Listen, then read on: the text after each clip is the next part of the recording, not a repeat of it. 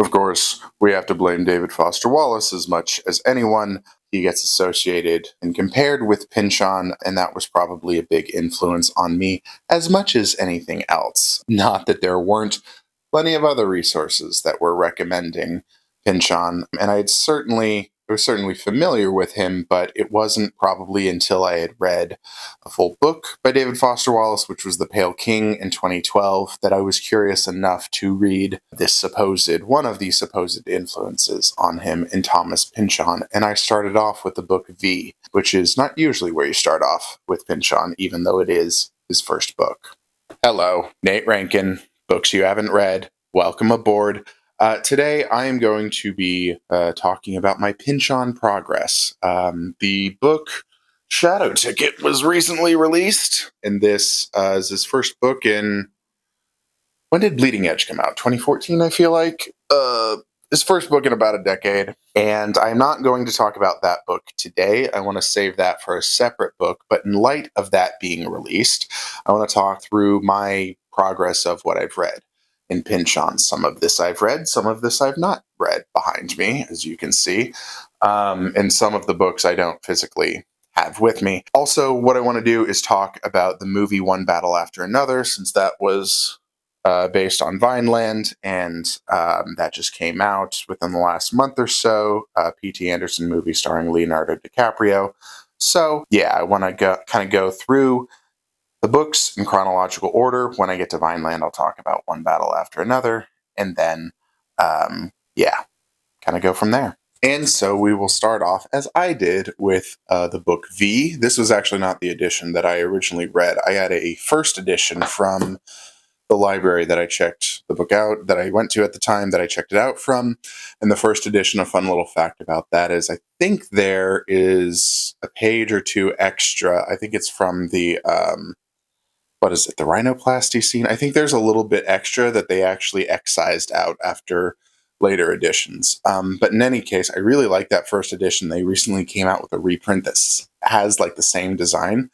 It's kind of like yellow and purple. It's really nice. And I am extraordinarily sentimental about this book because it was, my introduction into Pynchon.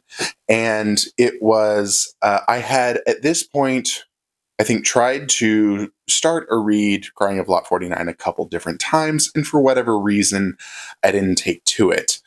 But I just did kind of the first page test of V, and I remember like something clicked in me that I was like, oh, this is really good. Wait, let me read the whole first chapter. First chapter is like 20 pages, I think. So I read the first chapter and I was completely in. I was like, I'm reading this. This is exactly the type of novel that I want to read.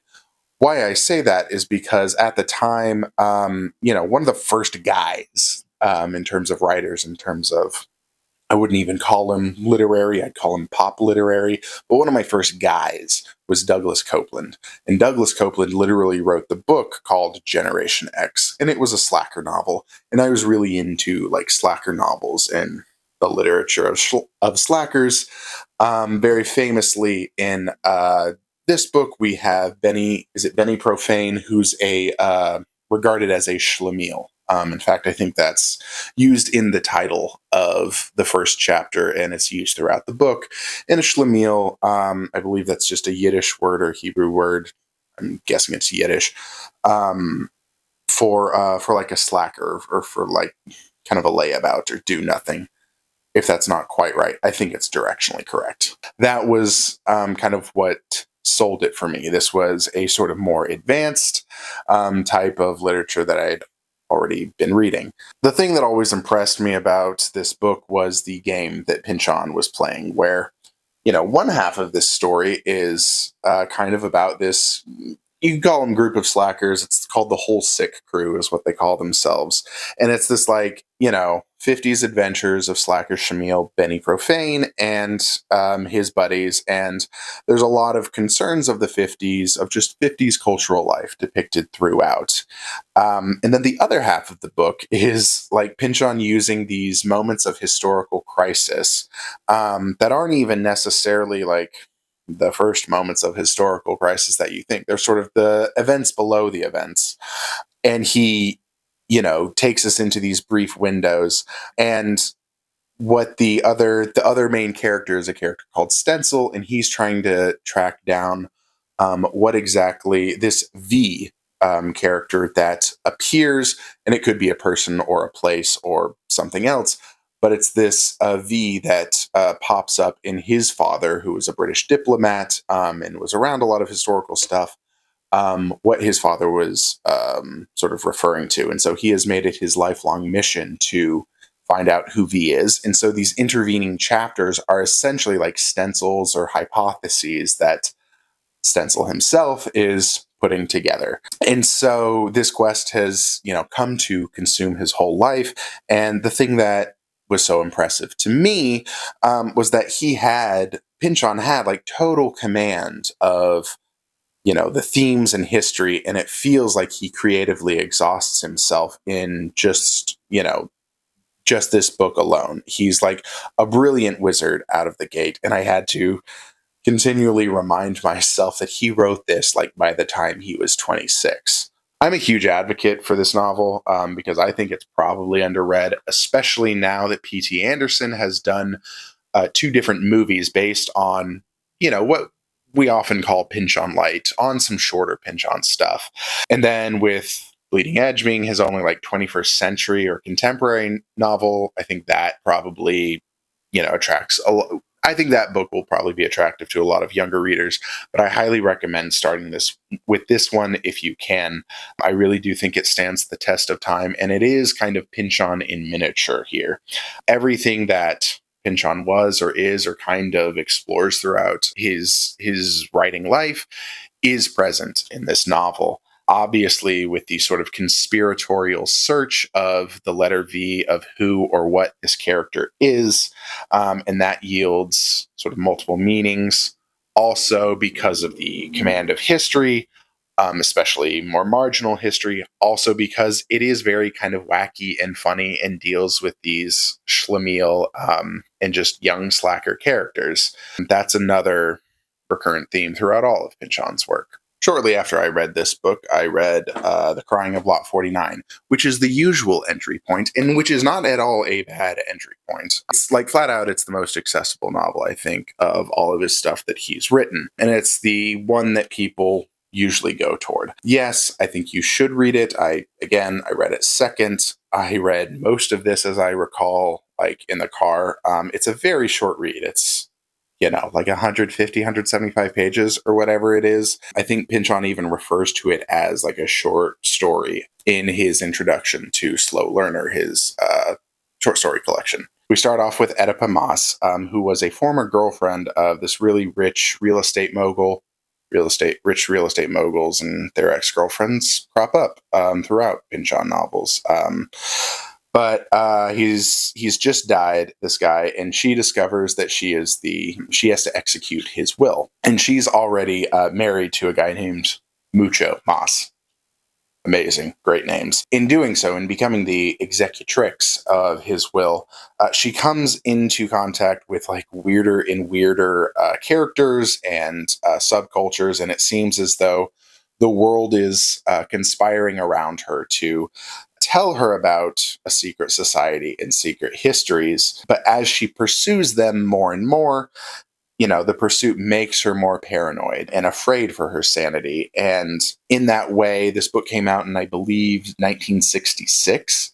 So this is a great book about 60s paranoia, even if it's not like directly about things going on in 65 or 66. It very much is about the milieu at the time. And it really, preserves maybe that sort of psychological fever dream state that was part and parcel of the times. It certainly all hints at a world as large as many of his other novels, but its success lies in keeping that as hinting paranoia and suspicion. It has the feeling of like a 300-page novel condensed into a 150-page novel. My one hot take about this is that we should read something like this book rather than, I don't know, The Great Gatsby in high school in America. I get that there's, sex and drug use in this, and that precludes, that probably from happening in a lot of different high schools, but Come on, look at the world around us. Can't we? Can't we give the kids a little bit of crying of Lot 49? Anyway, that's my hot take. Good, excellent, excellent intro novel to Pynchon. But it's very much an intro, and if it doesn't make you hungrier for more, then you can just probably exit from Pynchon forever. All right, let's get to the first big behemoth, Gravity's Rainbow. I don't actually know if I read this third. I might have read Slow Learner first, but this is my first edition. It's a book club edition, which means it's the least rare kind of first edition, but it's still a first edition. I read this summer of 2015. I was 24, or maybe it was summer of 2016. I was about 25 when I read it, and it is a tough read. It is a step up from certainly the first two books I've talked about. I imagine it's similar in difficulty to some of the other longer books that I have not read, but it's a step above like everything else that I've read. It is on par, like in terms of difficulty, with Ulysses by James Joyce. So even though it was hard to understand, I dutifully marched through the book and completed what I hope is the first of multiple reads of this book throughout my life. One of the reasons I'm such an advocate for V is because I think this book gives you the best preparation for Gravity's Rainbow. It's a junior level of this book, but even still, this is a masterpiece of the subaltern, of the sort of hidden histories. I guess the thing that I appreciate the most about this book, and really that I have only come to appreciate more recently, is that the reading of this book, not just as a World War II sort of immediate post World War II book, but it is a book that really is for Pynchon, for the author, kind of working through a lot of the failure of the 60s.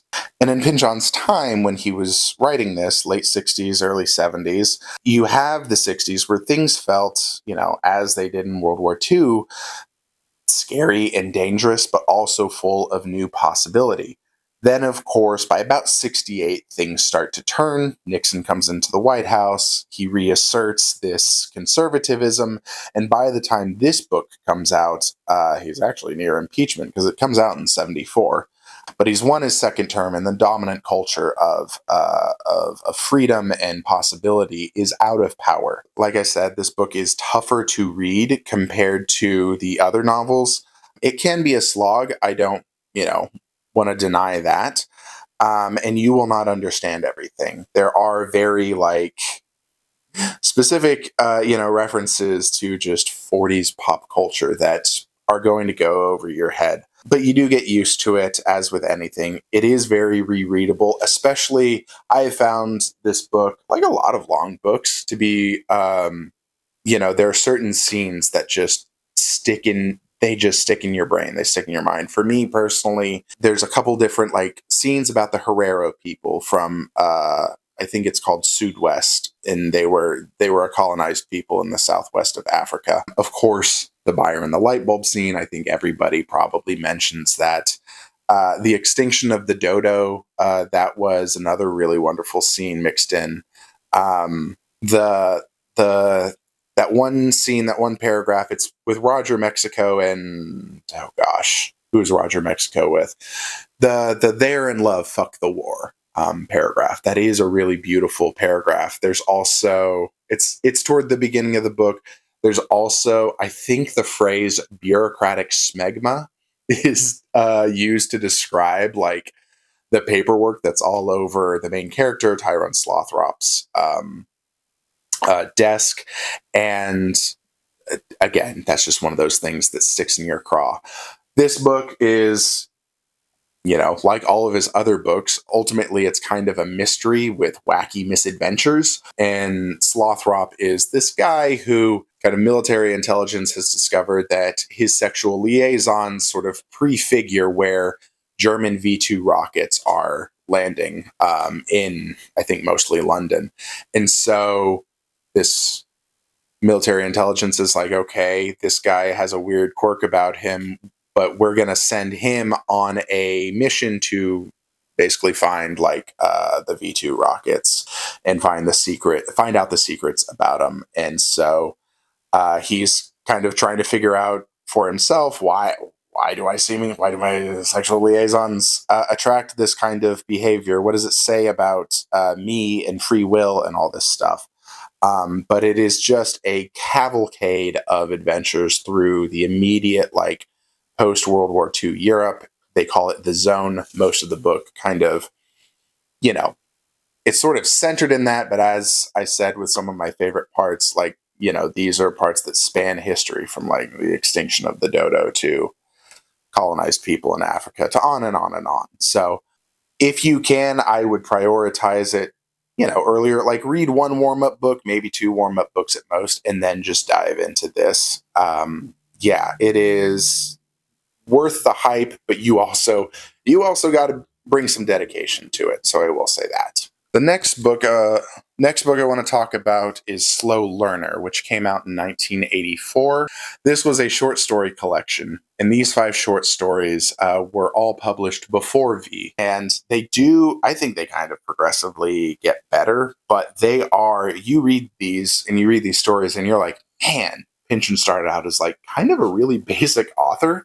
It's really interesting to read these stories and then, I don't know, read something like V. Now, to be fair, one of these short stories is like an early version of a scene from V. That one's called Under the Rose, and I can't remember if it's like the second or fourth story in this. Anyway, it's the one that takes place in Egypt. The most interesting thing about this book, quite honestly, is the author's introduction, because that is about the closest we have to any kind of biography on Thomas Pynchon. It's the only time he really talks through his thoughts and his process about his own writing. So for that reason, like, the introduction is the most interesting part, and yeah, you could probably skip the rest of the book. I do think, you know what? Okay. The one really good, I think, the story Entropy, which I believe is the third story. Entropy is one of the best, like, short entry points into Pynchon. So if you are looking for like a short entry point into Pynchon, you just want a sample, I would start with the short story Entropy. You can find it. You should be able to find it for free online. I think, like, it has a lot of themes. It's, as you can probably tell by its title, it's sort of scientifically themed, scientifically focused. I think, yeah, that is, it also just kind of deals with the setting of the story is like a crazy house party in, like, I think 1950s New York. I think it's New York. But yeah, the book itself it's a curiosity more than it is, I don't know, an authentic Pynchon-esque experience. But if you're someone like me who's always really interested in, like, seeing the development of his favorite writers, not necessarily interested in the development of all writers, but my favorite writers, then this is, of course, going to be, like, really interesting to you, even if, again, like, I'm kind of mixed on whether the stories themselves are, like, good. But yeah, highly recommend Entropy. And we move on to Vineland, the book that One Battle After Another is based on. As I may have mentioned, the book and the movie are very different. They take the basically same kind of basic plot outline, but the movie updates it to be something just a little more imagined, but a little more prescient and present. The novel is originally about, like, 60s revolutionaries, who would have been active in, like, the Vietnam War times and would have been militantly opposed to that. And it picks up in 1984, 16 years after they've all gone underground. Similar setup in both the book and the novel, where it is a couple. It's Zoid Wheeler and Frenessy Gates are their names in the book. They're played by Leonardo DiCaprio and Tiana Taylor in the movie. And the wife, the girlfriend, I think they don't ever get married. But the girlfriend, after she gets pregnant, she gets caught by a cop, and she ends up ratting out everyone in her fellow revolutionaries. So they all have to go underground. And so it picks up 16 years later when this kind of same cop from back then is hot on their trail and trying to hunt them down as part of a personal vendetta. The actual story of, like, this novel, I feel like, is about a short story's length worth of events. the bulk of this novel is told in flashback. And it really, again, it's about how society broadly changed from the 60s to the 80s. The book has also got a lot of weird and wonderful Pynchon-esque things and details in it, like the militant film collective called 24 FPS that Frenesi is part of, was just this great, like, sort of fake history of what it was. And then there are also these creatures called thanatoids, which I think are, among other things, kind of meant to be like Bigfoot or associated with Bigfoot. The book takes place in Northern California in like Bigfoot country. And so there's a lot of that fun stuff in it. So the movie One Battle After Another is set more in the present day-ish. It's kind of like the eternal now of the current state of things. There's a lot of stuff about the book that the movie rejects. And the movie very explicitly talks about how in the intervening 16-year gap, the character, Tiana Tate's character, literally says her name's Perfidia Beverly Hills. Great. Like, there's some great fake Pynchon names in this, so hats off to P.T. Anderson on that. But her character says, not much has changed in the 16 years. And in fact, like, the characters aren't really aged differently. Like, they don't really try and make, like, Leonardo DiCaprio look like a young man. They just, like, he wears a baseball cap, and that's what they do to, like, make him look young. But they don't really do a lot of with aging. They, like, the cars all look like present day cars, whether it's in the past or in the present. So again, it's not, some of that may have just been constraints, maybe budget constraints or whatever. But they sort of build it into the story, into the characters' words. Not much has changed. They make it more of an eternal now, more of a, this is kind of ongoing, fitting with the title of the book or title of the movie, One Battle After Another. So the revolutionary group in the movie is called the French 75, and it is kind of a pastiche of different revolutionary groups, most similarly to like the Weather Underground, maybe a little bit of the Black Panthers as well, but it has a distinctly more like 60s or 70s militancy to it. I have seen other people argue that because of the time, because because the movie takes place in the present day, the revolutionaries are sort of the stand-in for Black Lives Matter and Occupy Wall Street. I don't see that. I think that's a very superficial reading of it. That is trying to literalize the movie to our recent history a little too much. I don't think that that's what they're doing, but it would make sense from like a roughly 2010, let's say 2010, 2011 is when Occupy starts, and then to 14 is when BLM really takes off. So that would make sense with a 16-year gap if it's in the slight future. I understand that reading it. Again, I reject it. But because the revolutionaries, sort of, they look a lot more like what the Weather Underground, the movie feels a little anachronistic in the prologue. So that's kind of the one little hiccup about it that feels smoothed over. But yeah, otherwise it's pretty fine. I think there's a great prescience about this movie, obviously, because it involves a large, like, permanent and ongoing deportation force as part of America, and all of the immigration stuff is so timely, but also because it does offer some guidance or some models for how to act and how to resist in a moment like what we're going through. As I said, the French 75 is a very militant force that's going around, and they're freeing people from detention and deportation camps, and that's what Leonardo DiCaprio and Tiana Taylor are doing. In contrast, 16 years later, we meet Benicio del Toro's character, Sensei, I think St. Carlos is his name, Sergio St. Carlos, and he is involved in more of a underground railroad for immigrants in the sort of present of the movie. So the French 75 is violent, spectacular, passionate, kinetic, and erratic. The second model, Benicio del Toro's model, is caring, undramatic, measured, calm, and collected. And I think in America especially, but probably most places, we automatically imagine, the first solution being the preferred solution. What can we say? We're a society addicted to the spectacle, and we like to see things go boom on the tube. The Sergio St. Carlos, the Benicio del Toro model of character is obviously the more heroic, and I think he's the most talked about character throughout, from what I've heard and talking to other people that have watched it and watching content that's talking about it. I think that he's the most respected, the most well-liked character. His character and his lines were like the best moments on the screen. You were excited and anticipating his every move because he moved with absolute confidence in his world, in this terrifying world of just omnipresent police. And what is beneath his character is, I think, the success of Community. It's not just what he does, but what he is a part of and what he has organized. He represents a won or earned trust between him and the community.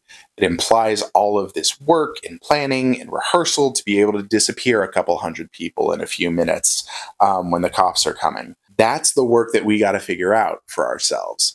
In terms of other P.T. Anderson movies, I still think like There Will Be Blood and The Master are kind of in a tier of their own. And this would come in the tier after that, in a similar tier with Inherent Vice. I think Inherent Vice is a great adaptation of that book. But because the book is kind of purposely confusing, the movie also comes across confusing. And it feels a little too spiritually close maybe to The Big Lebowski. People have said to me that it's just a more confusing Big Lebowski, which...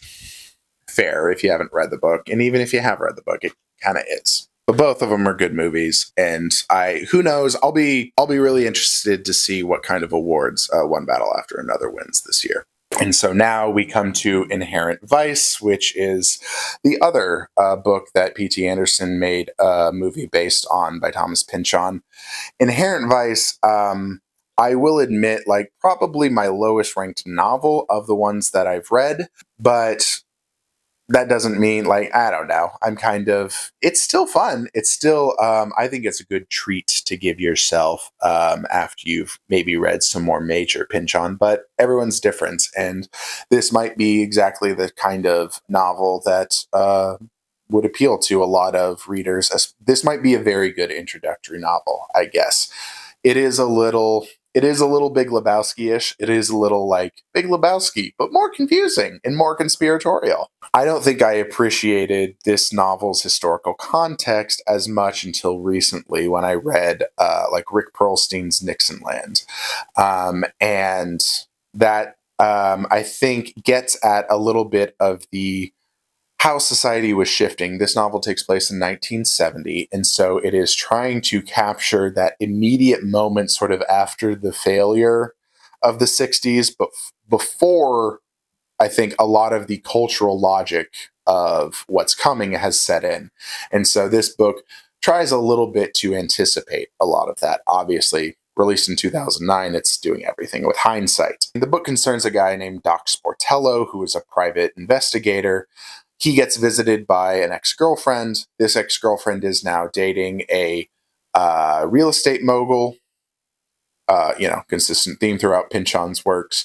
And she is concerned that the wife of the real estate mogul is going to have him involuntarily committed, I think. It's not a kidnapping scheme, but it's... So that's kind of where it starts out. And then as Doc Sportello goes into trying to figure out more about all of this, he just uncovers more and more seedy conspiratorialness around this, billionaire real estate mogul. Shocking that there would be seedy things like that surrounding a billionaire.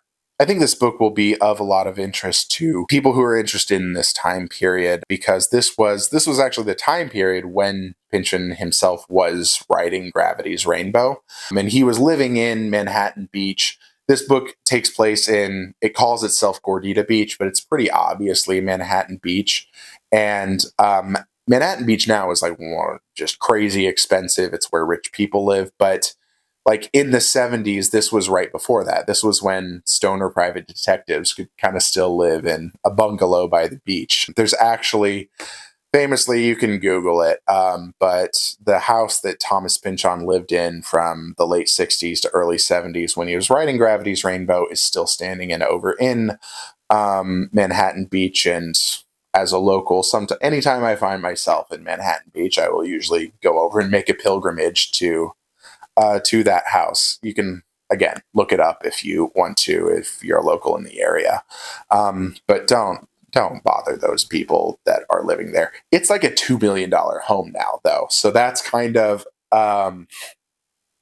it's looking at a moment when the sort of stoner slacker lifestyle was on its way out of Manhattan Beach, and that does feel kind of at the heart of it. I do also feel like this book may have the most sentimentality of sort of per page or per character of any Pynchon novel. He's a very sweet guy. I think surprisingly so. He's the sort of wackiness and humor of everything he works in can sometimes cover that up, but I think this was sort of the most. I don't know. I think Doctor Fortell might be the most interesting, humane character in sort of his, feelings and bygone feelings for Shasta, the main woman in this book. It is really romantic and touching. Also, Martin Short in the movie of this is like one of the most perfectly cast characters. He is amazing. He comes out firing.